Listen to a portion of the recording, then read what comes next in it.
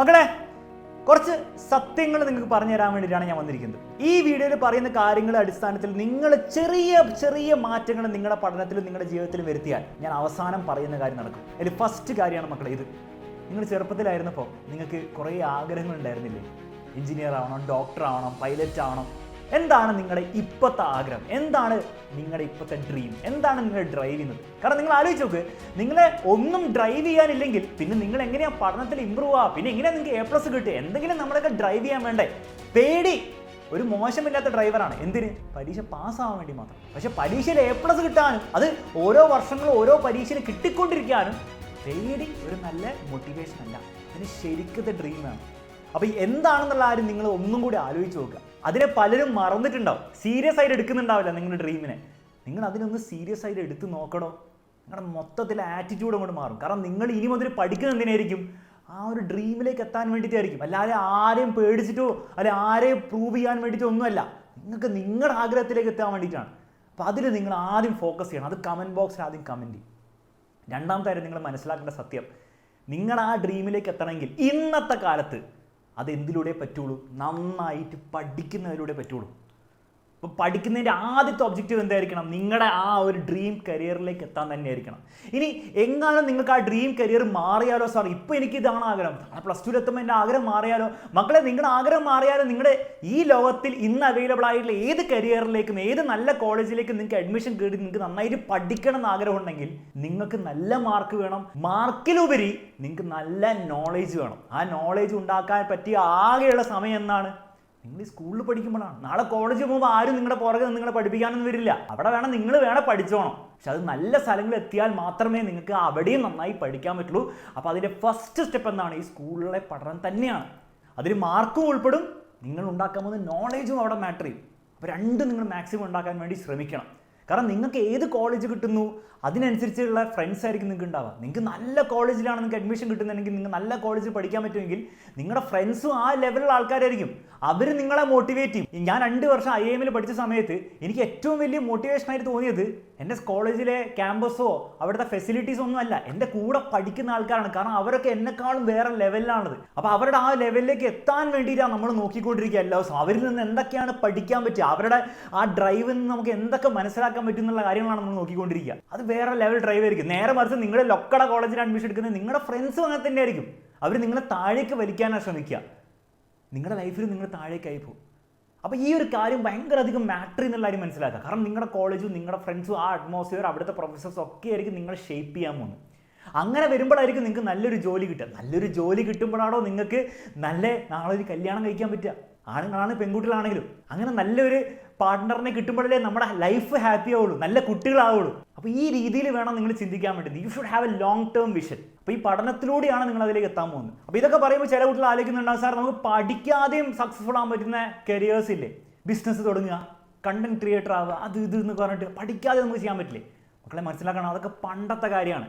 ഇന്നത്തെ കാലത്ത് നിങ്ങൾ ഏത് കരിയർ ആയിക്കോട്ടെ, ക്രിയേറ്റീവ് ആയിട്ടുള്ള ഏത് കരിയർ ആയിക്കോട്ടെ, നിങ്ങൾ ആക്ടിങ് എടുത്തോ, നിങ്ങൾ വീഡിയോ എഡിറ്റിംഗ് എടുത്തോ, എല്ലാത്തിനും നിങ്ങൾക്ക് എന്തിൻ്റെ നോളജ് വേണം? നിങ്ങൾക്ക് ബേസിക് ആയിട്ടുള്ള ഇംഗ്ലീഷിൻ്റെ നോളജ് വേണം. ബേസിക് ആയിട്ടുള്ള മാത്സിൻ്റെയും ബേസിക് ആയിട്ടുള്ള ഫിസിക്സിൻ്റെയും ഒന്നും നോളജ് ഇല്ലാതെ നിങ്ങൾക്ക് അതിൽ മുന്നോട്ട് പോകാൻ പറ്റില്ല. ഇനി ഇതിലുപരി ഈ നോളജും സ്കിൽസും അല്ലാത്ത വേറൊരു കാര്യം നിങ്ങൾ മിസ് ചെയ്യുന്നുണ്ട്. ഈ പഠനത്തിൻ്റെ ആകെയുള്ള ഒബ്ജക്റ്റീവ് ജോലി കിട്ടുക, ആകെയുള്ള ഒബ്ജക്റ്റീവ് കോളേജിൽ അഡ്മിഷൻ കിട്ടുക മാത്രമല്ല, നിങ്ങളെ എങ്ങനെയാണ് ഹാർഡ് വർക്ക് ചെയ്യാന്നുള്ള കാര്യം എന്ത് പഠിപ്പിക്കും?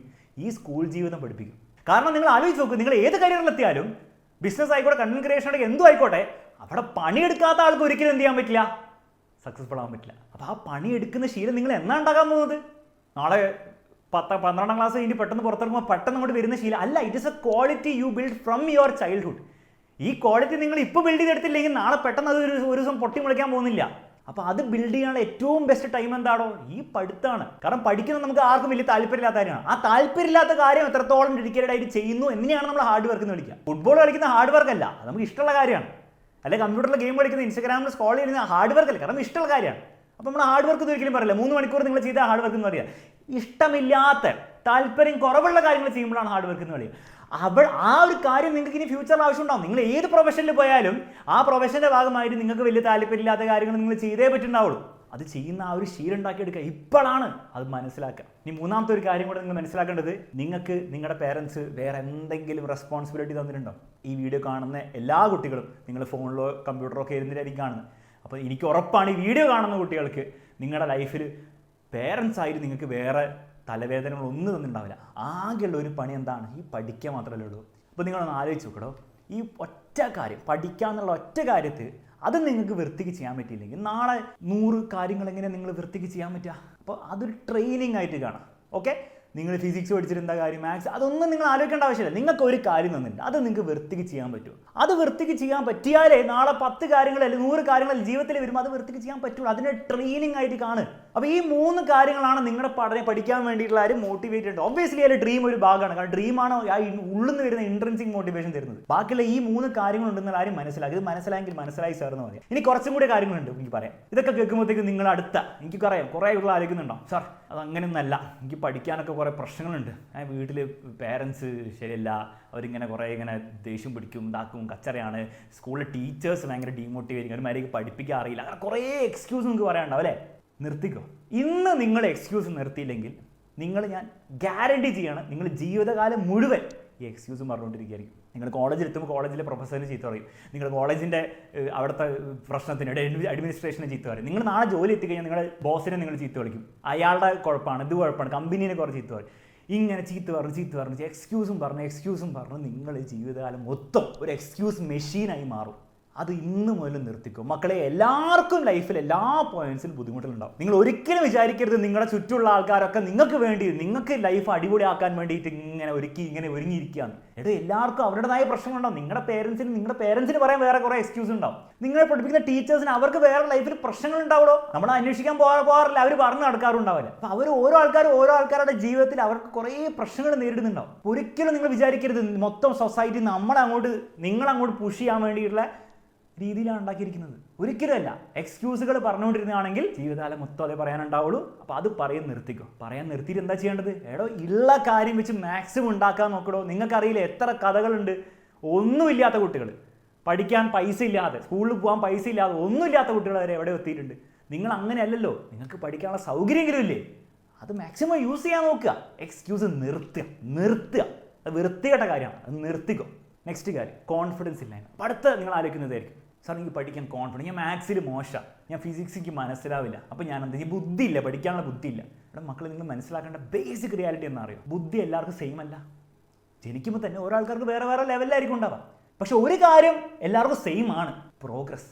അതിൽ എത്രത്തോളം കൂട്ടുന്നു, ബുദ്ധി എത്രത്തോളം കൂട്ടുന്നു, മാത്സ് പഠിക്കാനുള്ള കഴിവ് എത്രത്തോളം കൂട്ടുന്നു, അത് എല്ലാവർക്കും സെയിം ആണ്. ആ സ്റ്റാർട്ടിംഗ് ലെവലിൽ എല്ലാവർക്കും ഡിഫറൻസ് ഉണ്ടാവും. നിങ്ങളുടെ ക്ലാസ് റൂം എടുത്ത് നോക്കിയാൽ ചിലർ ഭയങ്കര എളുപ്പത്തിൽ പഠിക്കുന്നവരുണ്ടാവും, പെട്ടെന്ന് ചോദ്യങ്ങൾ ചെയ്യുന്നവരുണ്ടാവും, മാർക്കൊക്കെ എപ്പോഴും മുകളിൽ കിട്ടുന്നവരുണ്ടാവും. അത് ആ സ്റ്റാർട്ടിംഗ് ലെവലിൽ ഡിഫറൻസ് ഉണ്ടാവും. അത് നമുക്കൊന്നും ചെയ്യാൻ പറ്റുമോ? ഒന്നും ചെയ്യാൻ പറ്റില്ല.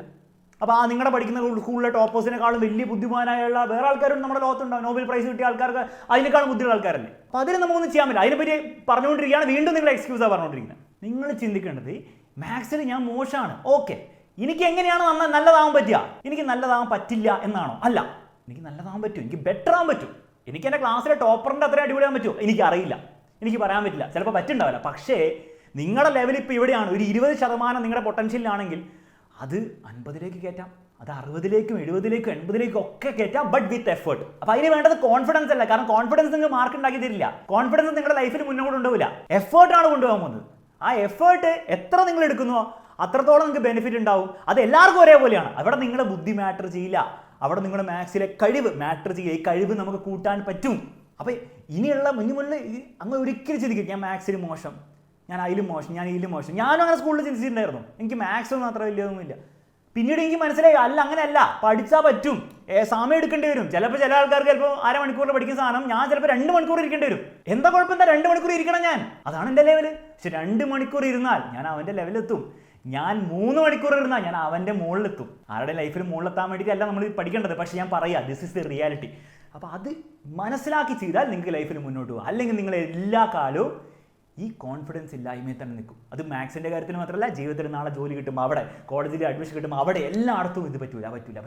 ആലോചിച്ച് സുഖാവസ്ഥ വേണോ? അത് വേണ്ടല്ലോ. ലാസ്റ്റ് നിങ്ങൾ ആലോചിക്കേണ്ടത്, എന്താണോ ഇതിലെ റിയൽ ഗോൾ? ഞാൻ പറഞ്ഞു ഡ്രീം വേണം, ഒക്കെ വേണം, പഠനം വഴി പല കാര്യങ്ങൾ കിട്ടുമെന്ന് പറഞ്ഞു. അതൊക്കെ നമ്മുടെ ഉള്ളിലുണ്ടായിരിക്കണം. പക്ഷെ അതേസമയം നമ്മൾ ഡെയിലി ലൈഫിൽ ബിഹേവ് ചെയ്യേണ്ടത് അങ്ങനെയൊന്നുമല്ല. നിങ്ങൾ ഡെയിലി ലൈഫിൽ ബിഹേവ് ചെയ്യേണ്ടത് ഇത്രയേ ഉള്ളൂ. നിങ്ങൾ ഇനി വരാൻ പോകുന്ന എന്താണ്, നിങ്ങളുടെ ക്രിസ്മസ് എക്സാമോ അല്ലെ പബ്ലിക് എക്സാമോ അല്ലേ, അതിന് മാർക്ക് കിട്ടിയാലല്ലേ ഈ പറഞ്ഞ കാര്യങ്ങളൊക്കെ നടക്കുള്ളൂ. അതല്ലേ നമ്മുടെ ഏറ്റവും അടുത്ത് വരാൻ പോകുന്ന മെയിൻ ഗോൾ. നിങ്ങൾ തൽക്കാലം ആ മാർക്കിനെ പറ്റി പോലും ചിന്തിക്കേണ്ട ആവശ്യമില്ല. ഞാൻ പറയുകയാണെങ്കിൽ A+ കിട്ടുമെന്ന് പോലും ചിന്തിക്കേണ്ട. നിങ്ങൾ ചിന്തിക്കേണ്ടത്രേ ഉള്ളൂ, ആ പരീക്ഷ എഴുതി കഴിഞ്ഞിട്ട് വേറെ ആരും എന്തും ചോദിക്കും, നിങ്ങളൊന്നും ഉത്തരം പറയണ്ട. നിങ്ങൾക്ക് നിങ്ങളുടെ കണ്ണാടിയിൽ പോയി നിന്നിട്ട് നിങ്ങളോട് തന്നെ I am proud of you എന്ന് പറയാൻ പറ്റുമോ? നിങ്ങളിത് ചെയ്യേണ്ട, കുറച്ച് ക്രിഞ്ചാന്ന് എനിക്കറിയാം, പക്ഷേ അങ്ങനെ ചെയ്യാൻ പറ്റുമെന്ന് മാത്രം നിങ്ങൾ ആലോചിച്ചാൽ മതി. എൻ്റെ ലൈഫിൽ ഞാൻ കുറേ ഫെയിലിയേഴ്സ് നേരിട്ടുണ്ട്. എൻ്റെ +2 കഴിഞ്ഞിട്ട് എനിക്ക് സ്റ്റീഫൻസ് എന്ന് പറഞ്ഞ കോളേജ്, സെൻറ്റ് സ്റ്റീഫൻസ് ഡൽഹി എന്ന് പറഞ്ഞ ഭയങ്കര പ്രസ്തീരിച്ച കോളേജ് ഉണ്ട്, അലൻസാറൊക്കെ അവിടെ പഠിച്ചത്. അവിടെ ഞാൻ ഇൻ്റർവ്യൂവിനൊക്കെ പോയിട്ടുണ്ടായിരുന്നു. എനിക്ക് കിട്ടിയില്ല അഡ്മിഷൻ. അതിനുശേഷം ഞാൻ കോളേജിൽ പഠിക്കുന്ന സമയത്ത് ഞാൻ IIT MSc അപ്ലൈ ചെയ്തിട്ടുണ്ടായിരുന്നു. അതിനോട് ഞാൻ കഷ്ടപ്പെട്ട് പഠിച്ചു. എനിക്ക് എൻട്രൻസ് കിട്ടിയില്ല. എൻ്റെ മറ്റേ കഴിഞ്ഞ ദിവസത്തെ IIMൻ്റെ വീഡിയോയിൽ ഞാൻ പറയുന്നുണ്ട്, ലേൺ വിത്ത് അലക്സിൽ, നിങ്ങൾ പോയി കണ്ടു നോക്കിയാൽ മനസ്സിലാവും. എക്സാമിൻ്റെ തുടങ്ങുന്നതിന് മുമ്പ് ഞാനും അലൻസാർ വേറെ സ്റ്റാർട്ടപ്പ് തുടങ്ങിയിട്ടുണ്ടായിരുന്നു. പൊട്ടി പാളിസായി. അങ്ങനെ പല പല ഫെയിലിയേഴ്സ് നമുക്ക് ഉണ്ടായിട്ടുണ്ട്. എല്ലാം ഞാൻ പറഞ്ഞ് വൃത്തികേടാക്കുന്നില്ല. ഈ ഒരു ഫെയിലിയർ വന്നപ്പോൾ എനിക്ക് റിഗ്രറ്റ് ഇല്ല. കാരണം എനിക്കറിയാം ഞാൻ ഉഴപ്പിയത് കൊണ്ടല്ല അത് ഫെയിലിയർ ആയത്. ഞാൻ ഉഴപ്പിയത് കൊണ്ടല്ല, ഞാൻ എൻ്റെ മാക്സിമം കൊടുത്തിട്ടുണ്ടായിരുന്നു, എന്നിട്ടും അത് ഫെയിലിയർ ആയി. അതുകൊണ്ട് എനിക്കൊരു സമാധാനമാണ്. കാരണം അല്ലെങ്കിൽ എന്താണ്, എൻ്റെ മനസ്സിൽ എപ്പോഴും ഉണ്ടാവും, ഞാൻ ഉഴപ്പിയത് കൊണ്ടല്ലേ, ഞാൻ കുറച്ചുകൂടി കഷ്ടപ്പെട്ടിരുന്നെങ്കിൽ. അത് ഒരിക്കലും ഉണ്ടാകാൻ പാടില്ല. എനിക്ക് 100% പറയാം, എനിക്കൊരു റിഗ്രറ്റും ഇല്ല എൻ്റെ ഫെയിലിയേഴ്സിൽ. കാരണം അത്ര ഞാൻ ട്രൈ ചെയ്തു, എൻ്റെ പറ്റുന്ന അത്ര ഞാൻ ട്രൈ ചെയ്തു. നിങ്ങളും നിങ്ങളുടെ പരീക്ഷ കഴിയുമ്പോൾ അത്ര ആലോചിച്ചാൽ മതി. നിങ്ങൾക്ക് നിങ്ങളുടെ മിററിൽ നോക്കിയിട്ട് പറയാൻ പറ്റണം, എന്നെ കൊണ്ട് പറ്റുന്ന മൊത്തം ഞാൻ കൊടുത്തിട്ടുണ്ട്. ഇനി അത് നെക്സ്റ്റ് ലെവലിലേക്ക് കൊണ്ടുപോകും. നിങ്ങളുടെ പേരൻസിനോട് നിങ്ങൾക്ക് പറയാൻ പറ്റുകയാണെങ്കിൽ, അച്ഛ, അമ്മ, ഉപ്പ, ഉമ്മ, എന്നെ കൊണ്ട് പറ്റുന്ന ഞാൻ കൊടുത്തിട്ടുണ്ട്, ഇതിൽ കൂടുതൽ എനിക്ക് പറ്റില്ല.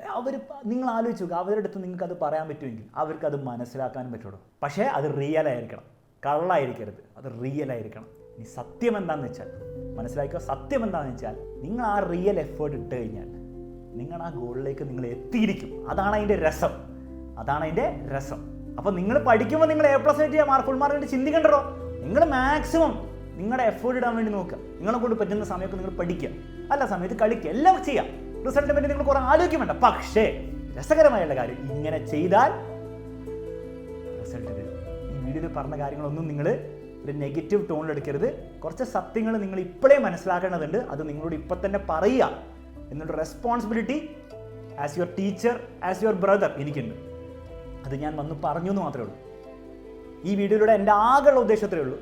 നിങ്ങൾ മനസ്സിലാക്കേണ്ടത്, നിങ്ങൾ ഈ ഭൂമിയിലൂടെ നടക്കേണ്ട ആൾക്കാരല്ല, നിങ്ങൾ ഓടേണ്ട ആൾക്കാർ പോലില്ല, നിങ്ങൾ പറക്കേണ്ട ആൾക്കാരാണ് മക്കളെ.